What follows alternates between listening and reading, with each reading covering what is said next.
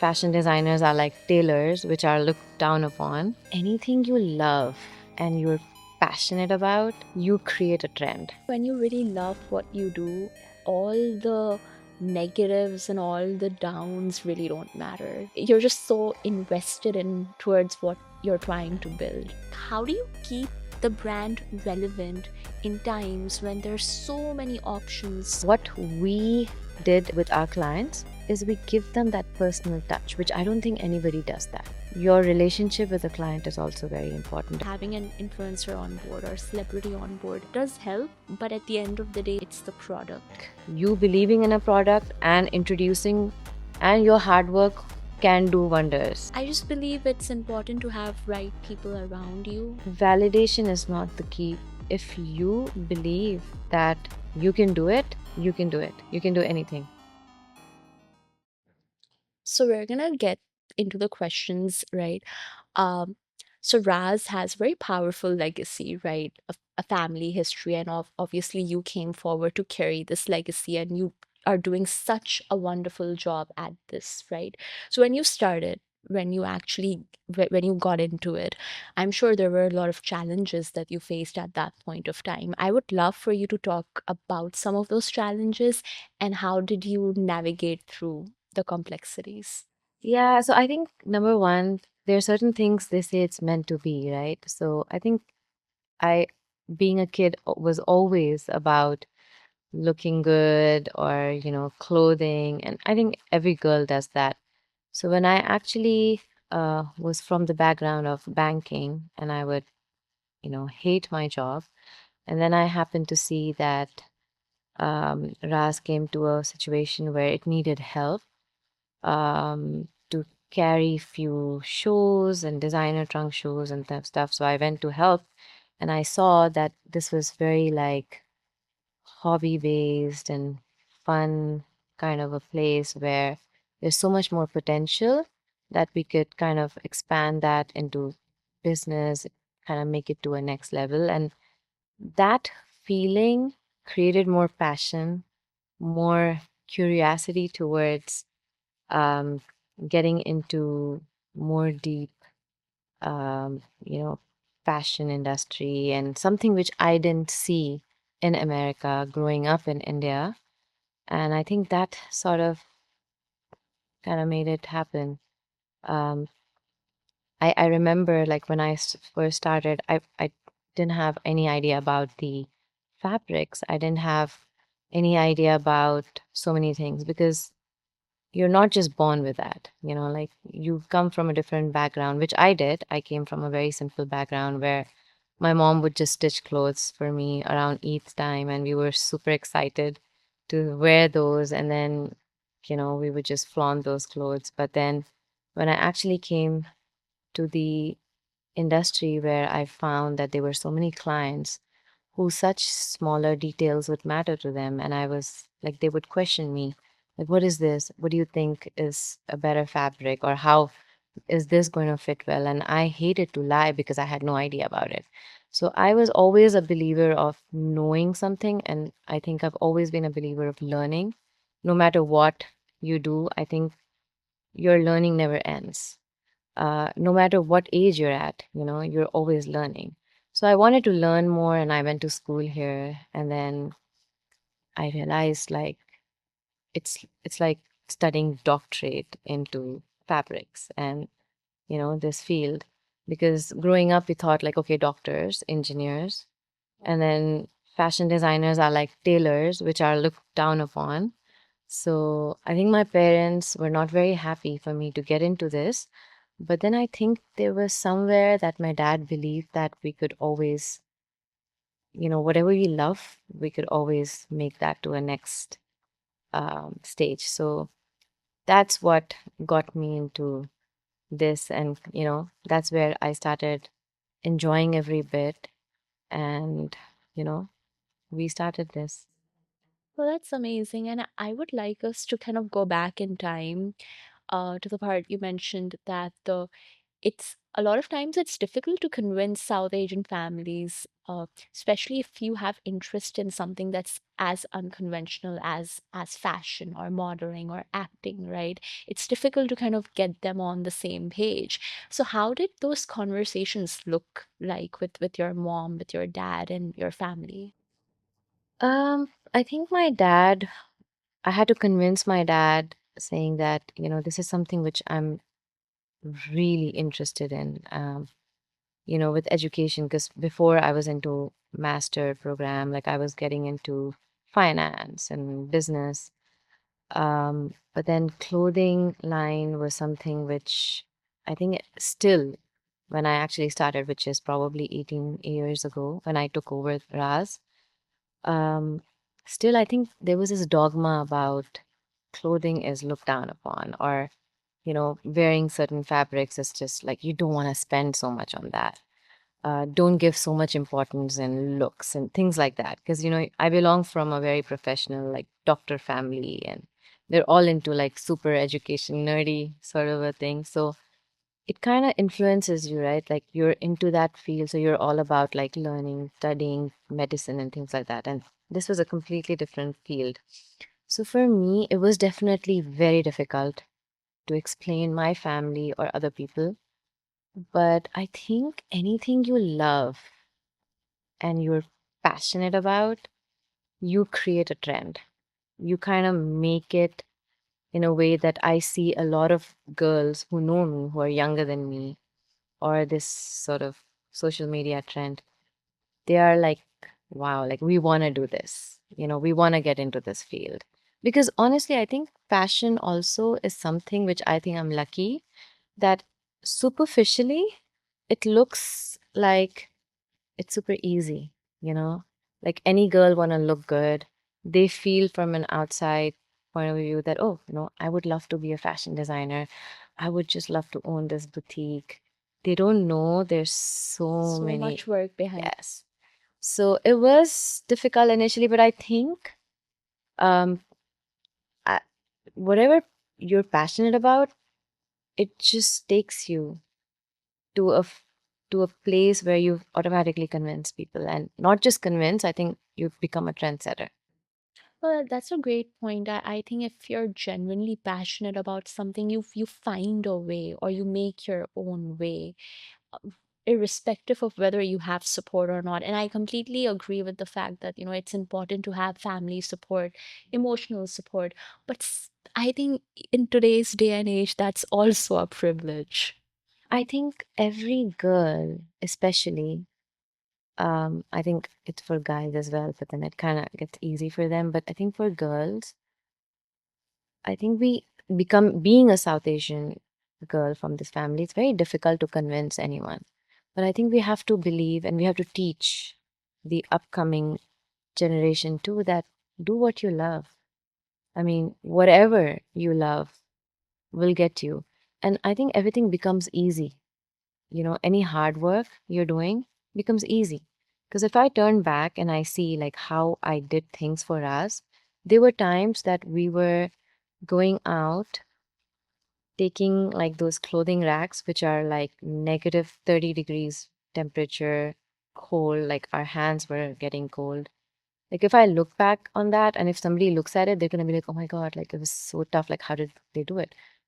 I don't think I did anything. It was that passion, that excitement that, oh my God, we're gonna like assemble those clothing racks. We're gonna make our clothes look really good. We're gonna have so many clients come in. We're gonna show them that side. That hard work became zero. And then after doing that, how people were reacting, how much thankful they were that we were able to bring them those kind of collection, and the way we presented them, that excitement and those sales just changed everything. Yeah, I think when you really love what you do, all the negatives and all the downs really don't matter because you're just so invested in towards what you're trying to build. So that Absolutely. that makes a lot of difference. I liked so like whenever I so there have been occasions when I came to the store and I did not see you, but I saw a lot of other people, and I mostly saw women, like women workforce, which is amazing because I don't see that in other boutiques or in other stores, right? And while I was doing my research, I read that Raz was created to also provide employment to South Asian women who had certain restrictions and, did not have a lot of support to go out and work, which is incredible. I mean, I loved that, right? Um, Over the years, how have you carried forward that mission or that goal of having more women in the workforce? I think it started off kind of knowing ourselves first. Because, we being girls or we being women, coming from a certain area where, male dominancy is where that they say that it's good for girls to stay home. It's good for girls to become whatever, but then when they get married, they need to be serving their husbands. And so I think being that woman, seeing that and coming to the Western world and seeing how different ethnicities and different cultures and how women are, treated, I felt like always there has to be a way that we need to open up a platform for women, whether it is Raz or whether there were times that we would counsel a lot of girls who would come for or asking for help. And where I felt is that women need to have a little extra boost and push to motivate them and make them feel strong. Because end of the day, anything is about strength. Like a human, whether it's male or female, it's the strength. Um, Strength and courage makes them go everywhere. We also needed help. We needed help. And I also understand being a woman, the kind of strength every woman has, which a lot of women don't realize and don't understand, that they are like the strongest figures mentally, physically, and, you know, taking their strength would make us and benefit us also. So we helped a lot of women also getting them other jobs. We helped them finding jobs at, Raz. We kind of got their strength. And I think unity is strength. So, having them united with us made us stronger. Oh, that's awesome. Going back to, the way that you have carried forward this legacy and scaled the business, I see a lot of people say that, oh, fashion is very saturated, right? It's easy to start a fashion brand, but it's really difficult to scale a fashion brand, right? So what has been your experience? Like, I mean, obviously you have been able to do that, but what were some of the practical steps that you took to scale the brand and to make it reach where it is today? Um, I think nothing comes easy in life. I mean, everything looks really beautiful from the outside. And for me, when I was starting, I think even I felt like, okay, I have this family owned business which I'm going to inherit and I'm going to like have a beautiful outreach to that. But then when I got into it, I realized that there's so many things which we need to work with. Um, Raz was always about quality, um, workmanship, exclusivity, timelessness, elegance. So we had to maintain that. Also, making sure that the trends are not going outdated. So I think we had to sort of make sure that we put our mind to a lot of these small things, taking it forward and growing. I mean, growth has been the thing which we wanted to always concentrate on because we never wanted to be in that small, same scale. We wanted to cater to many other people. We wanted to do like different things like trunk shows. We wanted to expand in different ways. So I think once we started doing these things, it kind of like expanded our forum towards finding out more and, doing more. So that's basically what we did. I want to get your question again. When you said about scaling, um, naturally you know, thinking like how we sort of managed in this industry. There were a lot of inflictions which we thought we need to come up with, right? So before we were, when how Ra started was it was in a room where we were trying to call our family of people and then we were introducing them. That's how the initial Ra's growth happened. And then we moved to a proper storefront, which was at Weston and Devon, where we're at right now. And it was a very small store at that time. And then when I joined, I felt like there's so much potential. There's so much we can do. We can reach to so many different, different type of clients.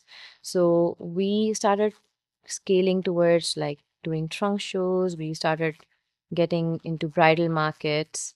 We took part in a lot of like these conferences, which is like called Apna, API. There are a lot of big conferences, ISNA, which is like for Pakistani physicians or Indian physician, like different conferences. We went on a cruise and did a fashion show there. Yeah, we invited a lot of different designers. We thought like there's so much talent in Indian and Pakistani world that, you know, and naturally like the way things are made with that old heritage, you don't find that anywhere in the world the way we find it in India and Pakistan. Yeah, this handmade intricacies, workmanship, craftsmanship, not just that, like hand painted, like there's so much heritage which we thought we need to bring that here, which I don't think any other store owners were able to do that in US, which Raz did. We also brought a lot of upcoming designers who we gave them the platform where we made them realize that you're made with this talent, you can, do this. So we kind of told a lot of our designers that these things work, these things don't work. We did that. We also wanted to get into the social media market, which is very, very important at this day of age. We're still lacking there because Raz is such an old store. It's 41 years now that we have our own legacy. We have our own design clients who have got outfits from Raz 30 years ago. Now their daughters are coming. So Wow, Raz is not just a that's brand. loyalty. Yeah, it's their loyalty. Raz has also become like that thing where a daughter is like, okay, my mom got this, so even I want to be a Raz bride. So we scaled that. We went all over the country. We did a lot of pop-up shops with different designers. So we did that. Um, we did so many different things with, scaling it.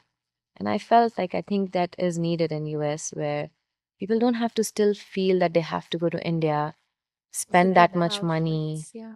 and then stay there. And it's so overwhelming because what people buy in India or the way they wear, girls here don't want to do that. Right. So that's what we felt we needed to. You mentioned that it's been more than 30 years since. Been 41 years now.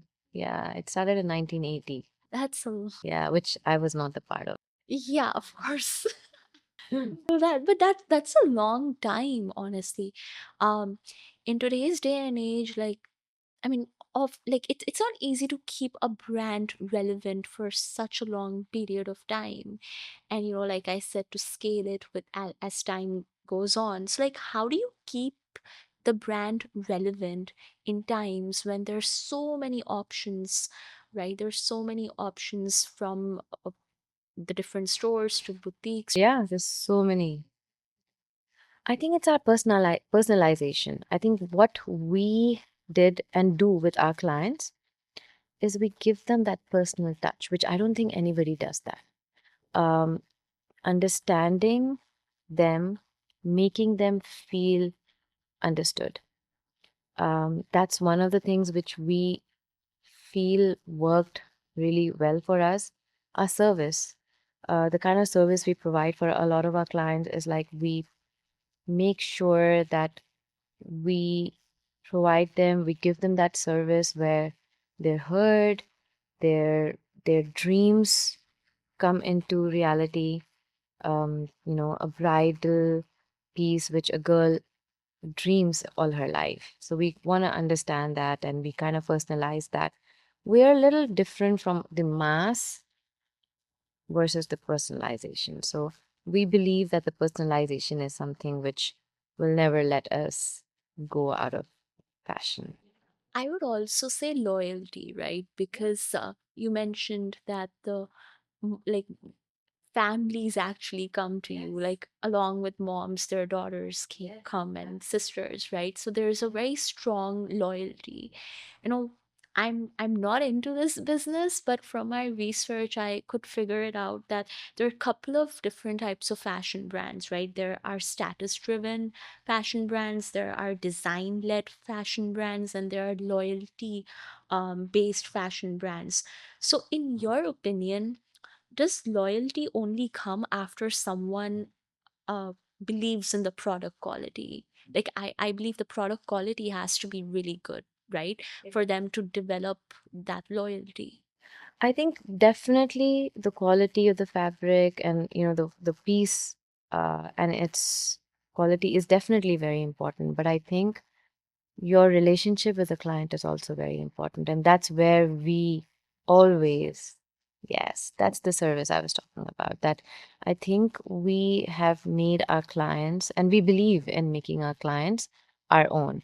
We understand them so much that we make them feel absolutely comfortable. um you know the way it starts is like when the client comes, we first make them feel absolutely comfortable at Raz, and we understand what they're looking for. We make that into the reality. And then we, getting back to them, having that sort of connection with them, keeping them on track with their orders. If suppose there's a, quality check where, we feel like the client has some issue with their alterations, our strength is our tailors. We have beautiful tailors who are, I think I would say, even better than what we could find in India. They make sure that they make them that perfect fit, and they provide them. So I think that's one other thing too. My next question was going to be about social media and influencer marketing, because I see that's such a big thing now, right? Like, there are all these influencer marketing partnerships happening. And I know, like, when you guys started, and even like after a after a while, influencer marketing was never a thing. It's something that just recently came, right? So that transition, right? Transitioning into social media and influencer marketing, how difficult was that for you and for the brand? And did you take any organic or strategic approach towards influence? We did. I definitely thought, especially after COVID, that we needed the social media influence on Raz as well, because also, you come to a point where Raz have a lot of their loyal clients coming for years. We also want to reach to the completely new crowd. So I think that kind of became very important for us around COVID time. And we approached a lot of our influencers. Some of them are beautiful, some of them are absolutely nice. They were kind enough to, show us and, tag us. There were some celebrities who did that. But then we also got to see other side of the celebrities. I mean, the influencers who actually thought that they're actually celebrities, in the sense like, you know, so that's where we found very difficult, it was difficult for us. Also, one of this influencer, she overnight thought that she's some actress. She took the outfit, she wore it for one of her wedding, did not tag us, did not show us on anything, and then called us and asked us like a huge lump sum amount. So that's also another thing which we had to go through. So again, in this sort of field, in fashion industry, I think there are all sorts of different people. Like some of them are absolutely nice, some of them are pretty messed up, so we go through a lot of hardships and good things. And no one sees that. No one sees behind the. Nobody sees that. Yeah. I would love for us to get to the product side of things. I know you mentioned that it's important to have a high quality product, because at the end of the day, product speaks for itself, right? What goes behind building a high quality fashion product that people actually fall in love with and they trust? Yeah, a lot. It starts from these amazing, talented embroiderers who are, I don't know how to say, they're so talented. The way their workmanship and craftsmanship comes to life. But then again, they don't have very high IQ levels. So to kind of explain to them definitely is not an easy task, especially from coming from here, because our production takes place India or Pakistan. And also we work with a lot of different designers. So to explain to them, to put the entire envision into reality is definitely very difficult. But it starts with, the embroideries, selection of the fabrics. There are a lot of times when we dye certain fabrics, they don't come out the same shade. So we have to completely destroy that fabric, Oh, and then we have to come wow. up with a new fabric. A lot of times, certain fabrics take certain colors, they don't take certain colors. Like, for example, if a client comes and they're selecting from the color chart that this is the exact shade of pastel which I want in this fabric, but then when we actually put it on a certain net, the both the nets are not necessarily to able to be, taking the similar color. So we have to sort of, make sure that they have that color infusion with the sunlight. um, Certain fabrics are more flowy, and then they take the color better. Certain embroideries are taken well by certain fabrics, and certain Wow. embroideries are not. After all of that, the stitching part comes, where we have to see if our tailors are able to follow the exact directions of the perfect measurements, whether it's the armhole cut or the bicep or the sleeve length. If there's like 1 inch longer than what we measured, we have to instruct to that tailor, and they'll have to basically open up the entire fabric and then put it back into stitching. So our pieces are very, very personalized. So that's where our strength is, that the way they sit is just unbelievably beautiful. They're not like commercial or mass, which is just made into bulk. And then so that's how Ras stood apart. So we have to make sure that we stick to that. We have to make sure that we provide that what we committed to our clients. So there's a lot of backstage difficulties, but at the same time, we've been doing this for so many years, so we're so used to doing all of that, that we understand now that, okay, don't do this, don't do that, okay. And then a lot of times what also happens is a bride comes and she orders a piece 6 months before her wedding. In the matter of 6 months, which because of social media, it's so important for a lot of our brides, they feel that they have to lose weight. So from 6 months, from the time they started to the end, they've lost probably 10 pounds or 15 pounds. So they've Oh, wow. actually lost so many inches. So we have to keep that in mind. So, for someone who is looking to invest in a fashion brand, right? What's a smart way to evaluate the value? Because people already say that it's a saturated market and there's so many fashion brands. It's easy to start a fashion brand, but very difficult to maintain. In this industry, there's a lot, basically. I think to start off with, I personally feel like education on that certain thing is very important, because it's not as easy how it looks. Like I said before, I think a lot of people have this dogma of like, oh, we can do this. Um, to survive and to have a better name, I think to get into that field and learning and educating yourself, even like whether it's going to school or like taking proper courses, is very important. That's number one, which I feel. Number two, I think quality definitely matters. If your quality speaks, it kind of like, you know, makes a different approach to person's, body language, or whether their confidence comes from. So I think that's definitely very important. And then I think the third thing is believing and not never giving up, because there are going to be chances where you're going to get, very negative feedback from people. It's an ugly world out there. Nobody wants to see anybody come up or do anything. But I personally feel like, you know, believing in it, hard work is definitely going to be there no matter what. Consistency is going to be very important. And then, I think social media definitely is a big factor right now. Putting it in a certain way, displaying it in a certain way, that's definitely very important. Also, I think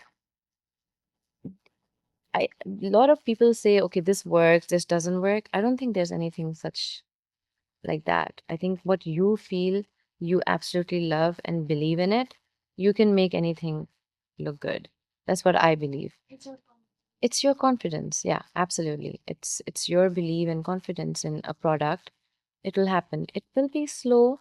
Nothing comes easy, but sometimes these days things come easy as well, One thing gets viral and you're out there. So that's definitely something which you need to keep in mind. Also, I always believe that putting a lot of investment on a product is not a good idea. I think to make something like a sample and believing in it and, showing that, getting feedback, finding a sample and see how that works, the quality, how that sits, and then go for it. So for me, when I actually started it, I remember it was a very small space, which Ras was really small.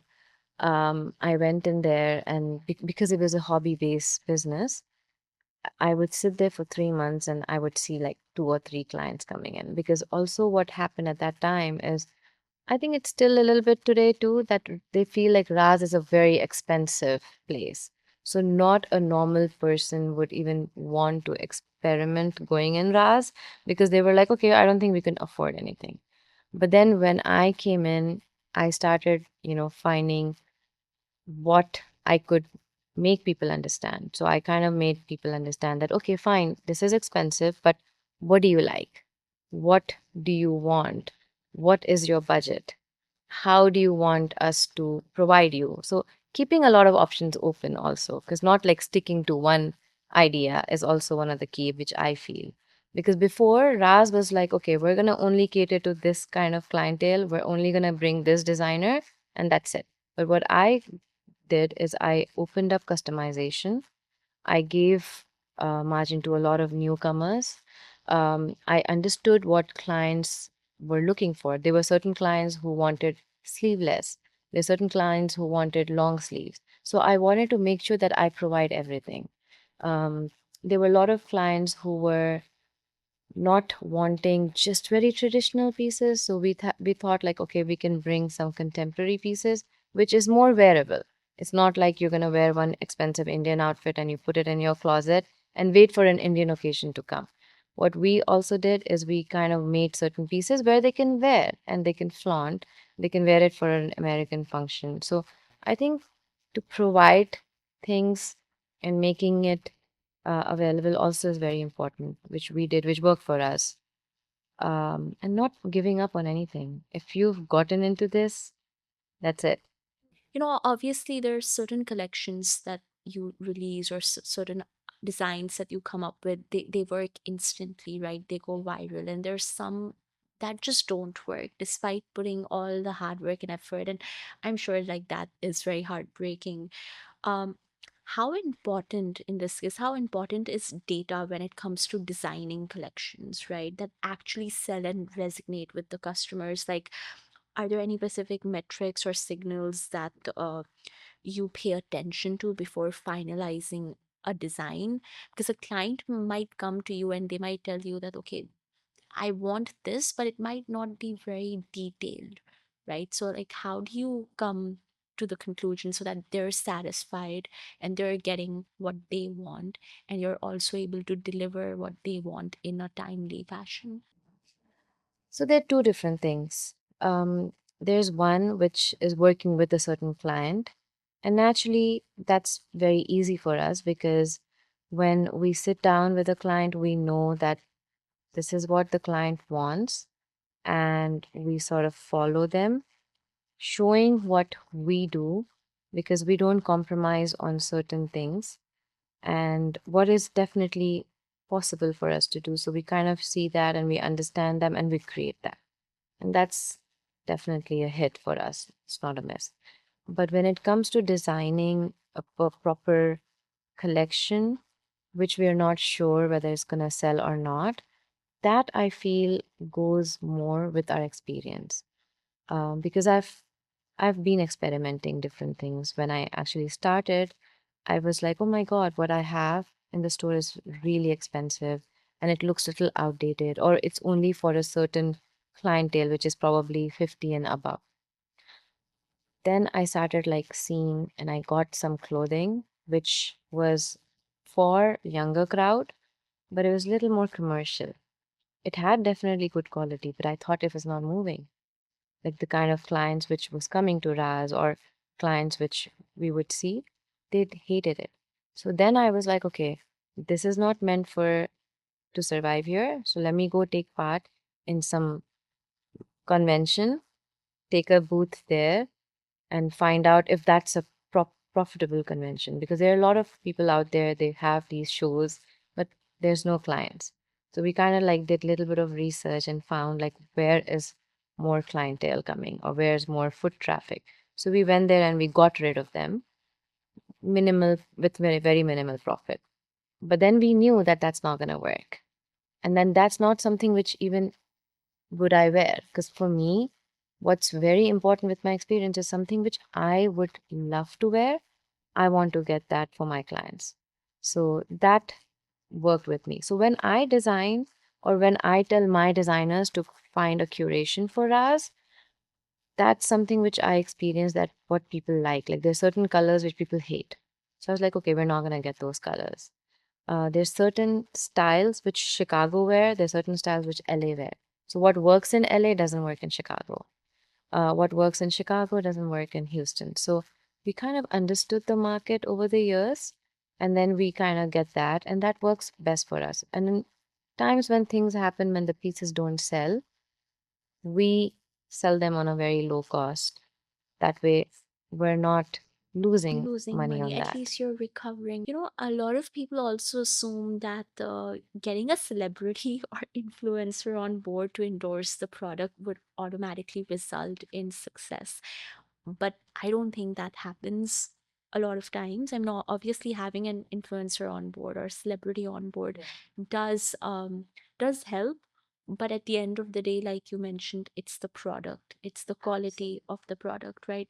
So do you think a brand can be built without any influencer or celebrity backing in today's day and age? It's definitely a very difficult thing. Um, I think influencer and a celebrity does hold a very big impact as per my experience, because people have this fantasy that if they wear, it's automatically gonna look good. But I think end of the day, what's really important at this day of age is the cost effectiveness, the quality, how timeless this piece is, and where and how the service is. Um, a lot of times when we started at that time, we didn't have many celebrities, showing, but we did huge amount of sales. There was a time where I remember that we were running short of stock. That we were like, how are we gonna provide? Because we don't have enough stock. We need to find new clothing from India, and then we had to have a wait. It happened when we personally went and introduced them to the people. Like it's different when it's online. So I feel celebrity and influencers are important, but at the same time, that's not the only key. I think you believing in a product and introducing and your hard work can do wonders. So it's a balance. It's a balance, but I think it's not just what people think like, okay, it's just celebrity or influencer. No, I don't think that's something which we can only rely on. No. What are in today's day, what are three foundational steps that someone should take before starting a fashion brand? Like, should they start with product development, community, market research? Because there are multiple aspects, right? And it can get very overwhelming if you try to focus on everything at once. Yes, it is definitely going to be overwhelming, but I think that's where what comes is your belief in that product and how you strategize and you believing in yourself. Because if you have that belief that hook or crook, I'm going to do this, you will find ways and you will do that. I feel there's not any hard and fast rule where you need to concentrate on all the five factors or all one factor. My experience tells me that just believing in yourself and, you know, automatically you're going to believe in that product and somehow you're going to find ways and you should find ways to kind of make it in the market and getting in there. So I think getting overwhelmed is not an answer for anything, whether it's this product or anything you do in life, I feel.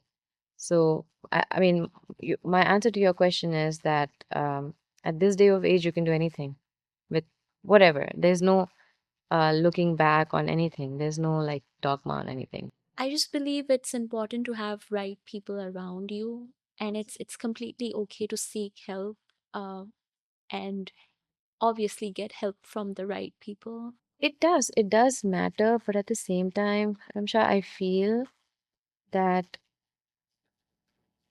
validation is not the key and should not be the key for anyone. We human, we are programmed that we need validations. It matters to us when we feel like, okay, we mentioned this and they said it's not a good idea and we leave that and we go for something else.